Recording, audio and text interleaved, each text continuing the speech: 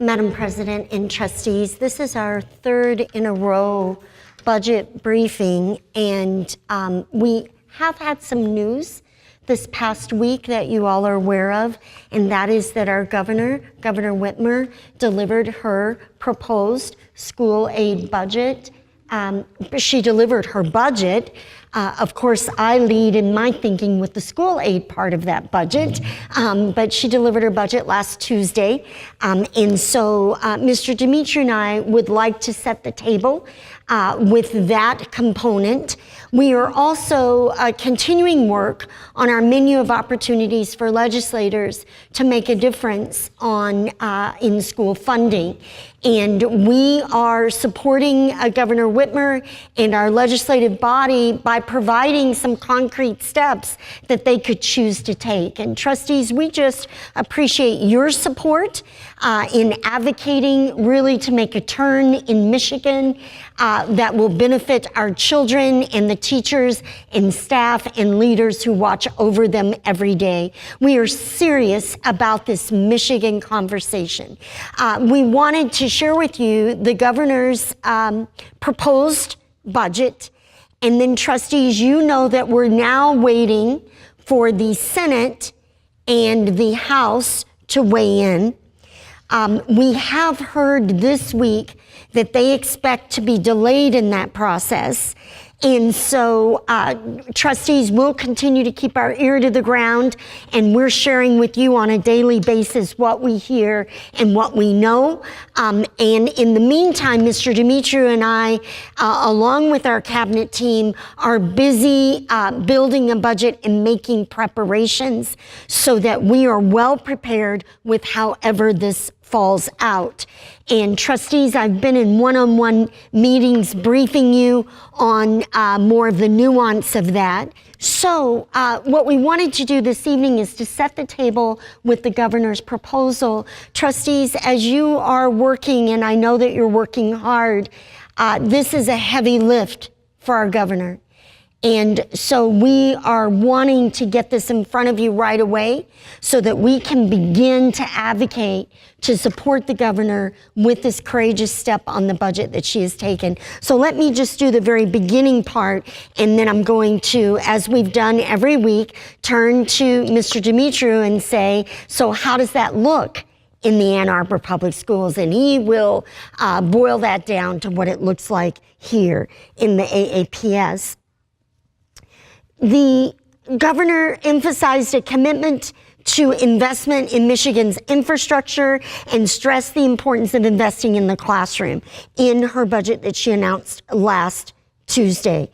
The school aid fund total she's proposing is about $15.4 billion, not including the increased funding for transportation.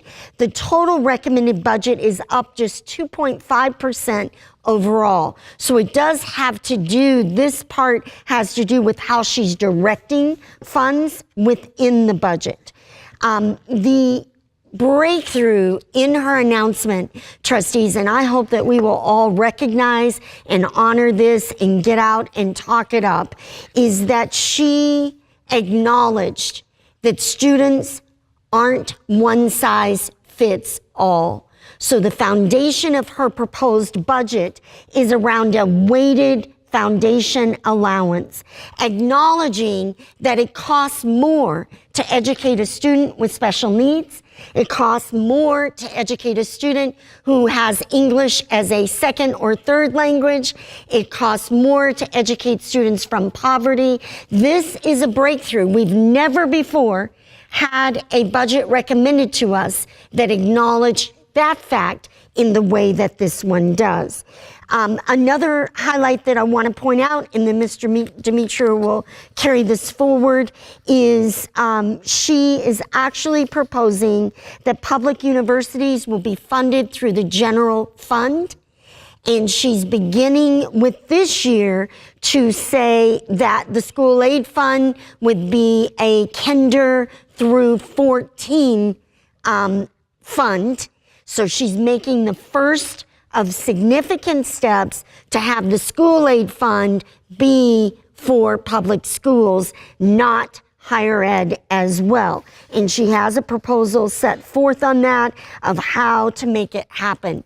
She also acknowledged and proposed $60 million set aside for installation of hydration stations in buildings across the state to get clean filtered water to students in school buildings. And trustees, you know, because you approved our endeavor out of the sinking fund in the excess of $3 million last spring, and that's not going to cover all that you want to do, which is our ongoing conversation.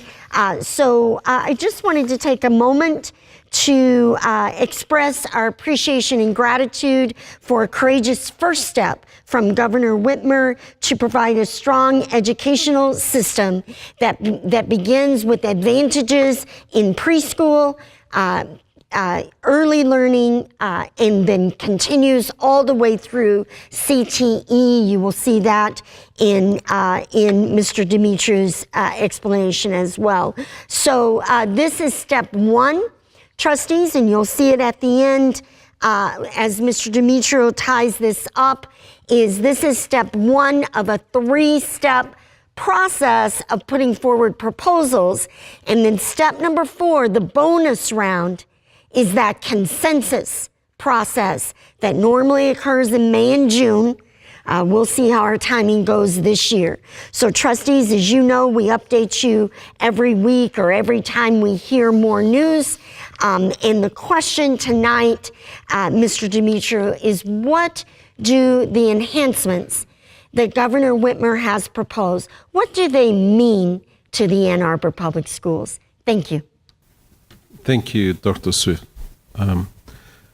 So the presentation is not going to address the hydration stations. We're just going to be dealing with the things that affect our operating budget. And I think that the governor put in about $60 million for hydration stations and water testing and so forth. And we don't know exactly how that is going to be distributed to school districts, or if we have to apply through grants and things like that. So we're going to be dealing just with the operating part. So the biggest part, well, it's probably not the biggest part, but one of the proposals is that there will be $120 to $180 increase to the foundation. So we would be getting the 120. So the estimated impact to Ann Arbor Public Schools, and we're basing this on approximately 18,073 students, which is an increase of 165 students from our current enrollment. So based on those estimates, it's approximately almost $2.2 million increase to our funding. So the second part that the governor proposed is currently we get reimbursed on our special education programs from the state 28.6138%. So she proposed to increase it by 4%. So for Ann Arbor Public Schools, that means an increase of $126 per student. So that increase would generate approximately almost $2.3 million. These two first components are money that are, what I would say, flexible, and we can basically do what we normally do, salaries, benefits, all those kind of things that are available for that. The next item that the governor proposed is an increase to at-risk funding. And at-risk is what we call a categorical, which is basically a grant. So we have students that are at risk, and there are several factors that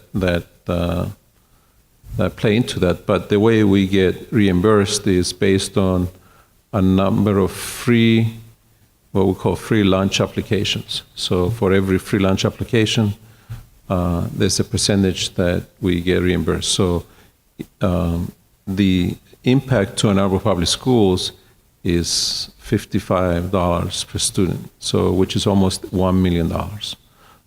This money is not flexible. Once you receive this money, you need to provide services.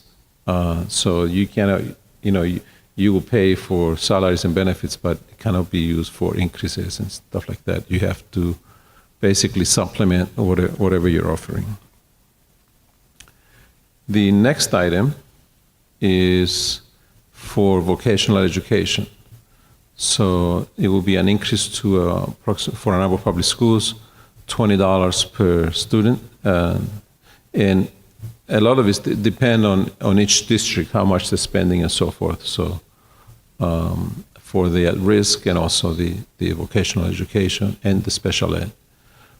So our share would be the financial impact will be $361,000. And again, this is a categorical which functions like a grant. So the total financial impact to Ann Arbor Public Schools from the governor's proposals is $321 per FTE, or $5.8 million, of which $4.5 million is flexible funding. So, but I want to bring this back a little bit. When you see the amendment next week, it will show that the deficit that we're projecting for this year is $2.9 million. So also we know that based on increased costs that just, whether it's retirement, healthcare, all those things that automatically go up. And we have to understand also, if we have more students, we need more staff to serve those students. So we have approximately $6.7 million increase just to stay the same, just to stay where we are right now. So just to close it up, the governor's proposal would generate approximately $5.8 million, so approximately 4.5 is flexible. And then we need approximately 6.7 to stay at the same place. And at the end of this year, we're projecting to be at about 6% of fund balance. And at 5% fund balance, the state begins their intervention through the early warning legislation. So next steps. So the governor has put out her budget proposal. So we expect between this month and in May that the House and the Senate will present their budget proposals. In May also there will be the second consensus revenue estimating conference. So that's when they'll find out how much money they can appropriate and so forth, how much money is available. And then after that, then the three chambers of state government will hopefully agree on an education bill. In the past 7-8 years, it's been in June. But we had all three chambers that were Republican. Now that we have a Democrat and Republican Democrat in the governor's, in the executive branch, and then two Democratic chambers of legislature. So we'll see how that plays out. Hopefully it will be done by June. But in any case, by June 30, we need to adopt a budget. Whether we have a state aid bill or not, we have to approve a budget on our best guess. So, Mr. Demetriou, that was the one question I was going to ask you. Your statement says needs to approve, and I would raise you one, by law, must approve. Yes. Is that correct? Yes. Okay. And so we appreciate this assessment of the governor's budget, and we know it's the first step in the process. Yes. So, trustees, I would just finish, and then I know Madam President will go through questions with us, but we will continue to update you all as we learn details. both of our budget planning and of what the state is going to do. As Mr. Demetriou shared, this is the first time we've had a split governing branches for about 8 years. So this will be an interesting process, and we ask everybody to stay tuned.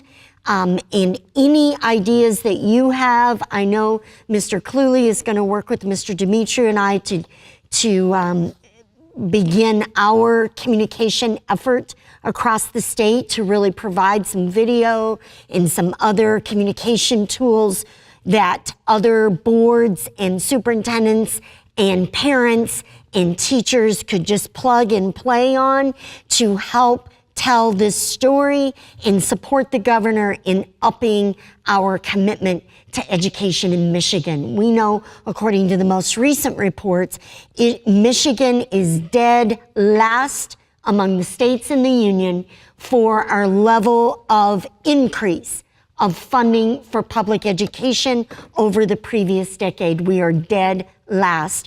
And that story must be told in order for the governor to be able to do her work and to achieve the kind of budget that she set out. And we hope over the coming 4 years, 8 years, to continue to set out more and more productive budgets for public schools and for our children and for the teachers and support staff and leaders who serve them every day. And so with that, Madam President and trustees, that is our budget report part 3, and we look forward to hearing your questions as we all continue to refine our work and our approach.